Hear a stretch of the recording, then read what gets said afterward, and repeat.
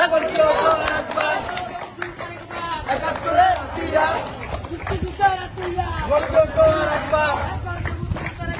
মুক্তিযুদ্ধের টিয়া বাংলাদেশ আসবে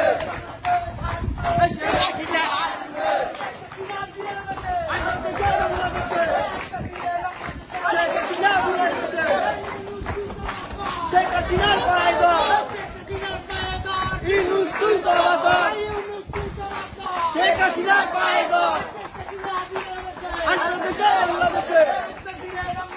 শেখ হাসিনা বীরের দেশে